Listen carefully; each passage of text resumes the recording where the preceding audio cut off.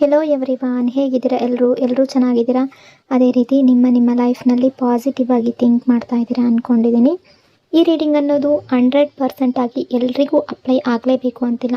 ನಿಮಗೆ ಎಷ್ಟು ರೆಸನೇಟ್ ಆಗುತ್ತೋ, ಎಷ್ಟು ಎನರ್ಜೀಸ್ಗಳು ಮ್ಯಾಚ್ ಆಗುತ್ತೋ ಅಷ್ಟನ್ನು ಮಾತ್ರ ತಗೊಂಡು ಬಾಕಿ ಉಳಿದಿರುವ ವಿಷಯಗಳನ್ನು ಬಿಡಬೇಕಾಗುತ್ತೆ.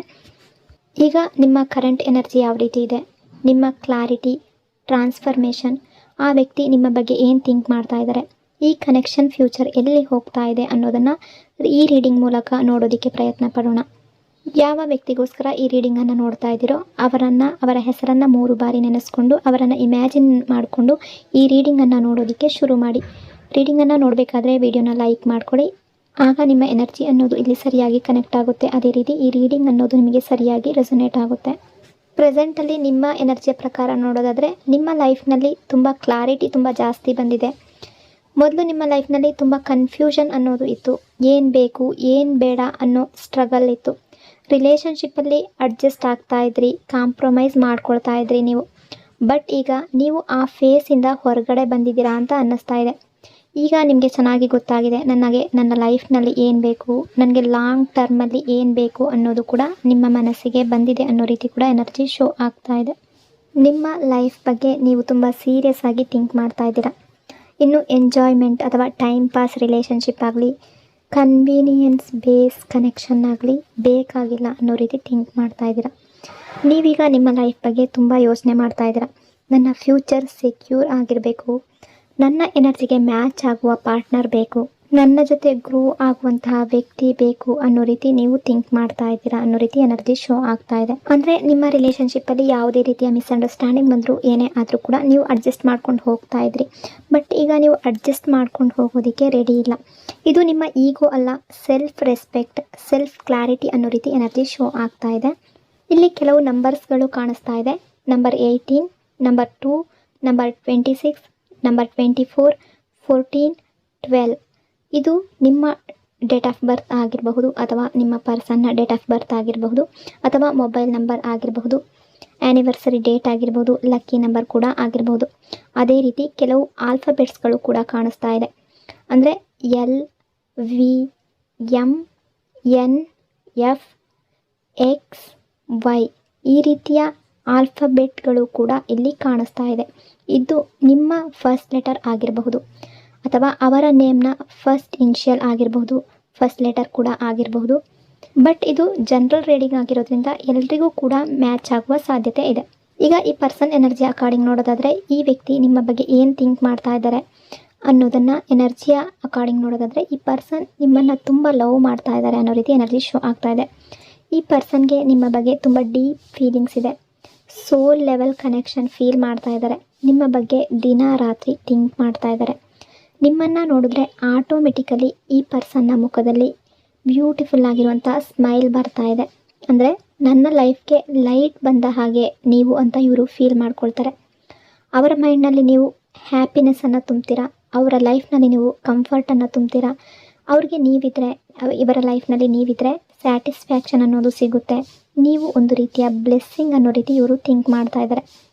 ಅವ್ರಿಗೆ ಏನು ಫೀಲ್ ಆಗ್ತಾ ಇದೆ ಅಂದರೆ ಈ ಪರ್ಸನ್ ನನ್ನ ಲೈಫ್ಗೆ ಬಂದಿದ್ದರೆ ನಾನು ಲಕ್ಕಿ, ಇದು ಅಚೀವ್ಮೆಂಟ್, ಇದು ವಿಕ್ಟರಿ ಅನ್ನೋ ಫೀಲಿಂಗ್ ಈ ಪರ್ಸನ್ನ ಮನಸ್ಸಿನಲ್ಲಿ ನಿಮ್ಮ ಬಗ್ಗೆ ತುಂಬ ಜಾಸ್ತಿ ಇದೆ. ತುಂಬ ಮಿಸ್ಸಿಂಗ್ ಎನರ್ಜಿ ಕೂಡ ಕಾಣಿಸ್ತಾ ಇದೆ. ನಿಮ್ಮ ಬಗ್ಗೆ ತುಂಬ ಥಿಂಕ್ ಮಾಡ್ತಾ ಇದ್ದಾರೆ. ನಿಮ್ಮ ಬಗ್ಗೆ ಈ ಪರ್ಸನ್ ಇಷ್ಟೆಲ್ಲ ಥಿಂಕ್ ಮಾಡ್ತಾ ಇದ್ದರೂ ಕೂಡ ಈ ಪರ್ಸನ್ ಎಮೋಷ್ನಲಿ ರೆಡಿ ಇದ್ದಾರೆ. ಇವ್ರಿಗೆ ತುಂಬ ಲವ್ ಅನ್ನೋದು ನಿಮ್ಮ ಬಗ್ಗೆ ಇದೆ. ತುಂಬ ಪ್ರೊಟೆಕ್ಟಿವ್ ಆಗಿದ್ದಾರೆ. ಪೊಸೆಸಿವ್ನೆಸ್ಸು ತುಂಬ ಜಾಸ್ತಿ ಇದೆ. ಬಟ್ ಪ್ರೆಸೆಂಟಲ್ಲಿ ಕಮಿಟ್ಮೆಂಟ್ ಕೊಡ್ತಾ ಇಲ್ಲ, ಕ್ಲಾರಿಟಿಯನ್ನು ಕೊಡ್ತಾ ಇಲ್ಲ ಅನ್ನೋ ರೀತಿ ಕೂಡ ಎನರ್ಜಿ ಶೋ ಆಗ್ತಾ ಇದೆ. ತುಂಬ ರೀಸನ್ಗಳಿರ್ಬೋದು ಇದಕ್ಕೆ. ಸೊಸೈಟಿಯ ಫಿಯರ್ ಆಗಿರ್ಬೋದು, ಫ್ಯಾಮಿಲಿ ಪ್ರೆಷರ್ ಆಗಿರಬಹುದು, ಮದರ್ ಅಥವಾ ಇವರ ಫ್ಯಾಮಿಲಿಯ ಫಿಯರ್ ಏನಾದರೂ ಇರಬಹುದು, ಫೈನಾನ್ಷಿಯಲಿ ಸ್ಟ್ರೆಸ್ ಏನಾದರೂ ಇರಬಹುದು, ಜನ ಏನು ಹೇಳ್ತಾರೆ ಅನ್ನೋ ಭಯ ಕೂಡ ಇರಬಹುದು. ಅದಕ್ಕಾಗಿ ಅವರ ಫೀಲಿಂಗ್ಸನ್ನು ಈ ಪರ್ಸನ್ ಹೈಡ್ ಮಾಡ್ಕೊಳ್ತಾ ಇರಬಹುದು. ಸ್ಟ್ರೈಟ್ ಫಾರ್ವರ್ಡ್ ಆಗಿ ನಿಮ್ಮ ಹತ್ರ ಮಾತಾಡದೇ ಇರಬಹುದು. ಫ್ಯೂಚರ್ ಪ್ಲಾನ್ ಓಪನ್ ಅಪ್ ಆಗಿ ಹೇಳ್ಕೊಳ್ದೇ ಇರಬಹುದು. ಬಟ್ ಅವರ ಮನಸ್ಸಿನಲ್ಲಿ ನಿನ್ನ ಲೈಫಿಂದ ದೂರ ಆಗೋದಕ್ಕೆ ನನಗೆ ಇಷ್ಟ ಇಲ್ಲ ಅನ್ನೋ ರೀತಿ ಫೀಲಿಂಗ್ಸ್ಗಳಿದೆ. ಬಟ್ ಅವರ ಮನಸ್ಸಿನಲ್ಲಿರುವ ಯಾವುದೇ ವರ್ಡ್ಸ್ ಆಗಿರ್ಬೋದು ಆ್ಯಕ್ಷನ್ ಜೊತೆ ಮ್ಯಾಚ್ ಆಗ್ತಾ ಇಲ್ಲ ಅನ್ನೋ ರೀತಿ ಕಾಣಿಸ್ತಾ ಇದೆ. ಇದೆಲ್ಲದರಿಂದ ನಿಮಗೆ ಏನು ಅನ್ನಿಸ್ತಾ ಇದೆ ಅಂದರೆ ಕನ್ಫ್ಯೂಷನ್ ಆಗ್ತಾ ಇದೆ, ನಿಮಗೆ ಆ್ಯಂಗ್ಸೈಟಿ ಫೀಲ್ ಆಗ್ತಾ ಇದೆ. ಟ್ರಸ್ಟ್ ಅನ್ನೋದು ಸ್ಲೋ ಆಗಿ ರೆಡ್ಯೂಸ್ ಆಗ್ತಾ ಇದೆ. ಇವರು ರೈಟ್ ಪರ್ಸನ್ನ ಅನ್ನೋ ಡೌಟ್ ಕೂಡ ನಿಮ್ಮ ಮನಸ್ಸಿನಲ್ಲಿ ಬರ್ತಾ ಇದೆ. ಕೆಲವೊಮ್ಮೆ ನೀವು ಇವರ ಬಗ್ಗೆ ಥಿಂಕ್ ಮಾಡಿದಾಗ ತುಂಬ ಅಪ್ಸೆಟ್ ಆಗಿರಬಹುದು. ಅಂದರೆ ಅವರ ಮನಸ್ಸಿನಲ್ಲಿ ನಿಮ್ಮ ಬಗ್ಗೆ ತುಂಬ ಫೀಲಿಂಗ್ಸ್ಗಳಿದೆ, ತುಂಬ ಲವ್ ಇದೆ, ತುಂಬ ಪ್ರೀತಿ ಇದೆ, ನಿಮ್ಮನ್ನು ತುಂಬ ಲೈಕ್ ಮಾಡ್ತಾರೆ. ಅದೆಲ್ಲವನ್ನು ನಿಮ್ಮ ಹತ್ರ ಹೇಳ್ಕೊಳ್ತಾ ಇಲ್ಲ, ಹೈಡ್ ಮಾಡ್ಕೊಳ್ತಾ ಇರೋದ್ರಿಂದ ನೀವು ತುಂಬ ಡಿಸ್ಟರ್ಬ್ಡ್ ಆಗ್ತಾ ಇದ್ದೀರಾ, ಎಮೋಷ್ನಲಿ ತುಂಬ ಡೌನ್ ಆಗ್ತಾ ಇದ್ದೀರಾ ಕೆಲವೊಂದು ಬಾರಿ ಅಂತ ಅನ್ನಿಸ್ತಾ ಇದೆ. ನಿಮಗೆ ಈ ಪರ್ಸನ್ ನಿಮ್ಮನ್ನು ಎಷ್ಟು ಇಷ್ಟಪಡ್ತಾರೆ ಅಂತ ಗೊತ್ತಿದೆ. ನಿಮಗೆ ಈ ಪರ್ಸನ್ನಲ್ಲಿ ನಿಮ್ಮ ಬಗ್ಗೆ ಎಷ್ಟು ಲವ್ ಇದೆ ಅನ್ನೋದು ಕಾಣಿಸ್ತಾ ಇದೆ. ಬಟ್ ಕ್ಲಾರಿಟಿ ಕಾಣಿಸ್ತಾ ಇಲ್ಲ. ಅದು ನಿಮ್ಮ ಹಾರ್ಟ್ನ ಡಿಸ್ಟರ್ಬ್ ಮಾಡ್ತಾ ಇದೆ ಅನ್ನೋ ರೀತಿ ಕೂಡ ಎನರ್ಜಿ ಶೋ ಆಗ್ತಾ ಇದೆ. ಈ ಪರ್ಸನ್ಗೆ ಫೈನಾನ್ಷಿಯಲಿ ಸ್ಟ್ರೆಸ್ ಕೂಡ ಇರಬಹುದು ಅಂತ ಅನ್ನಿಸ್ತಾ ಇದೆ. ಕೆಲವು ಟೈಮ್ನಿಂದ ತುಂಬ ಖರ್ಚು ವೆಚ್ಚಗಳು ಆಗ್ತಾ ಇರ್ಬೋದು ಇವರ ಲೈಫ್ನಲ್ಲಿ. ಬಟ್ ಈ ಪರ್ಸನ್ ಏನಿದ್ದಾರೆ ನಿಮ್ಮ ಬಗ್ಗೆ ತುಂಬ ಎಡಿಟೆಡ್ ಆಗಿದ್ದಾರೆ, ನಿಮ್ಮ ಬಗ್ಗೆ ತುಂಬ ಥಿಂಕ್ ಮಾಡ್ತಾ ಇದ್ದಾರೆ, ನಿಮ್ಮ ಬಗ್ಗೆ ದಿನ ಹಗಲು ರಾತ್ರಿ ನಿಮ್ಮನ್ನು ಸ್ಟಾಕ್ ಮಾಡ್ತಾ ಇದ್ದಾರೆ. ಸೋಷಿಯಲ್ ಮೀಡಿಯಾದಲ್ಲಿ ನಿಮ್ಮನ್ನು ಸ್ಟಾಕ್ ಮಾಡ್ತಾ ಇರ್ಬೋದು. ನಿಮ್ಮ ಬಗ್ಗೆ ತುಂಬ ನೆನಪು ಮಾಡ್ಕೊಳ್ತಾರೆ, ತುಂಬ ಜಾಸ್ತಿ ಹೈಲಿ ಅಟ್ರ್ಯಾಕ್ಟೆಡ್ ಫೀಲ್ ಮಾಡ್ಕೊಳ್ತಾರೆ. ಯಾವಾಗಲೂ ನಿಮ್ಮ ಬಗ್ಗೆ ಒಂದು ಕನೆಕ್ಟಿವಿಟಿಯನ್ನು ಬಯಸ್ತಾ ಇದ್ದಾರೆ, ಕಂಪ್ಯಾನಿಯನ್ಶಿಪ್ಪನ್ನು ಇವ್ರಿಗೆ ಫೀಲ್ ಆಗ್ತಾ ಇದೆ. ನಿಮ್ಮ ಜೊತೆ ಇದ್ದರೆ ಕಂಫರ್ಟ್ ಝೋನ್ ಅನ್ನೋದು ಇವ್ರಿಗೆ ಫೀಲ್ ಆಗ್ತಾ ಇದೆ. ಅದೇ ರೀತಿ ನೀವು ಕೂಡ ಈ ಪರ್ಸನ್ನ ತುಂಬ ಅರ್ಥ ಮಾಡ್ಕೊಂಡಿದ್ದೀರಾ.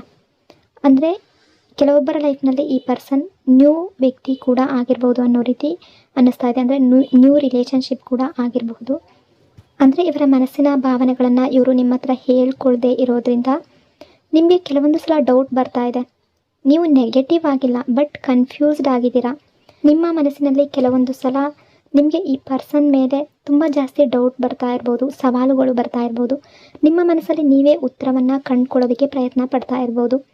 ನೀವು ತುಂಬ ಚಿಂತೆ ಮಾಡ್ತಾ ಇದ್ದೀರಾ. ಅಂದರೆ ನಿಮ್ಮ ಫ್ಯೂಚರನ್ನು ನೀವು ನೋಡ್ತಾ ಇದ್ದೀರಾ. ಫ್ಯೂಚರಲ್ಲಿ ನಿಮಗೆ ಜೆನ್ಯೂನ್ ಆಗಿರುವಂತಹ ವ್ಯಕ್ತಿ ನಿಮ್ಮ ಲೈಫ್ನಲ್ಲಿ ಇರಬೇಕು ಅಂತ ಥಿಂಕ್ ಮಾಡ್ತಾ ಇದ್ದೀರಾ. ಈ ಪರ್ಸನ್ ಕೂಡ ನಿಮ್ಮ ಬಗ್ಗೆ ತುಂಬ ಸೀರಿಯಸ್ ಆಗಿದ್ದಾರೆ. ಕೆಲವೊಬ್ಬರ ಎನರ್ಜಿ ಪ್ರಕಾರ ನಾನು ಮೊದಲೇ ಹೇಳಿದ ಹಾಗೆ ಈ ಪರ್ಸನ್ ನ್ಯೂ ಪರ್ಸನ್ ಕೂಡ ಆಗಿರಬಹುದು. ಬಟ್ ನೀವು ಅಂದ್ಕೊಳ್ತಿರೋದು ನೀವು ಕ್ಲಾರಿಟಿ ಸ್ಟೇಜ್ಗೆ ಬಂದಿದ್ದೀರಾ, ನೀವು ಸೆಟ್ಲ್ ಆಗೋ ರೀತಿ ಅಂದ್ಕೊಳ್ತಾ ಇದ್ದೀರಾ. ಅಂದರೆ ನಿಮಗೆ ಜೆನ್ಯೂನ್, ಹಾನೆಸ್ಟ್, ಓಪನ್ ಲವ್ ಅನ್ನೋದು ಬೇಕು. ಈ ಪರ್ಸನ್ಗೆ ನೀವು ಒಂದು ಬ್ಲೆಸ್ಸಿಂಗ್ ರೀತಿ ಅಂದ್ಕೊಳ್ತಾರೆ. ಕನೆಕ್ಷನ್ ಅನ್ನೋದು ಸ್ಟ್ರಾಂಗ್ ಇದೆ, ಬಟ್ ಡಿಸಿಷನ್ ಅನ್ನೋದು ಡಿಲೇ ಆಗ್ತಾ ಇದೆ. ಅವ್ರು ಯಾವುದೇ ಆ್ಯಕ್ಷನ್ ತಗೊಳ್ಳೋದಕ್ಕೂ ಡಿಲೇ ಮಾಡ್ತಾ ಇದ್ದಾರೆ ಅನ್ನೋ ರೀತಿ ಎನರ್ಜಿ ಶೋ ಆಗ್ತಾ ಇದೆ. ಈ ಪರ್ಸನ್ಗೆ ನಿಮ್ಮನ್ನು ಬಿಟ್ಕೊಡೋದಕ್ಕೂ ಇಷ್ಟ ಇಲ್ಲ, ನೀವು ಬೇರೆಯವರ ಲೈಫ್ನಲ್ಲಿ ಹೋಗ್ತೀರಾ ಅನ್ನೋದು ಕೂಡ ಈ ಪರ್ಸನ್ಗೆ ಅದನ್ನು ಸಹಿಸ್ಕೊಳ್ಳೋದಕ್ಕೆ ಇಷ್ಟ ಇಲ್ಲ. ಅಂದರೆ ಬೇರೆಯವ್ರ ಜೊತೆ ತುಂಬ ಕ್ಲೋಸ್ ಆಗೋದು ಕೂಡ ಈ ಪರ್ಸನ್ಗೆ ಇಷ್ಟ ಇಲ್ಲ. ಇವರ ಲೈಫ್ನಲ್ಲಿ ನೀವಿರಬೇಕು, ನೀವು ಯಾವಾಗಲೂ ಇವರ ಜೊತೆ ಇರಬೇಕು ಅಂತ ಕೂಡ ಬಯಸ್ತಾ ಇದ್ದಾರೆ. ಬಟ್ ಸಿಚುವೇಶನ್ ಕಾರಣದಿಂದ ಅಥವಾ ಸೊಸೈಟಿಯ ಹೆದರಿಕೆಯಿಂದ ಏನೋ ಈ ಪರ್ಸನ್ ಆ ರೀತಿ ಏನೇ ಒಂದು ಆ್ಯಕ್ಷನ್ ತಗೊಳ್ಳೋದಾದರೂ ಕೂಡ ಸ್ಲೋ ಮಾಡ್ತಾ ಇದ್ದಾರೆ, ಡಿಲೇ ಮಾಡ್ತಾ ಇದ್ದಾರೆ ಅನ್ನೋ ರೀತಿ ಕೂಡ ಕಾಣಿಸ್ತಾ ಇದೆ. ಸೊ ಇಷ್ಟೆಲ್ಲ ವಿಷಯಗಳು ಈ ಪರ್ಸನ್ ಮತ್ತು ನಿಮ್ಮ ಎನರ್ಜಿ ಅಕಾರ್ಡಿಂಗ್ ಇಲ್ಲಿ ರಿಫ್ಲೆಕ್ಟ್ ಆಗ್ತಾ ಇದೆ. ಐ ಹೋಪ್ ಈ ರೀಡಿಂಗ್ ನಿಮಗೆ ರೆಸೊನೇಟ್ ಆಗಿದೆ ಅಂದ್ಕೊಂಡಿದ್ದೀನಿ. ರೆಸೊನೇಟ್ ಆಗಿದರೆ ಕಮೆಂಟ್ನಲ್ಲಿ ಕ್ಲೈಮ್ ಮಾಡ್ಕೊಳ್ಳಿ. ಅದೇ ರೀತಿ ವಿಡಿಯೋನ ಲೈಕ್ ಮತ್ತು ಶೇರ್ ಮಾಡೋದ್ರ ಜೊತೆಗೆ ವಿಡಿಯೋನ ಹೈಪ್ ಕೂಡ ಮಾಡಿ. ಈ ಚಾನಲ್ನ ಫಸ್ಟ್ ಟೈಮ್ ವಿಸಿಟ್ ಮಾಡಿದರೆ ಸಬ್ಸ್ಕ್ರೈಬ್ ಮಾಡ್ಕೊಳ್ಳಿ. ಇನ್ನೊಂದು ಡೀಪ್ ಪವರ್ಫುಲ್ ರೀಡಿಂಗ್ನೊಂದಿಗೆ ಮತ್ತೆ ಸಿಗ್ತೀನಿ. Thank you so much.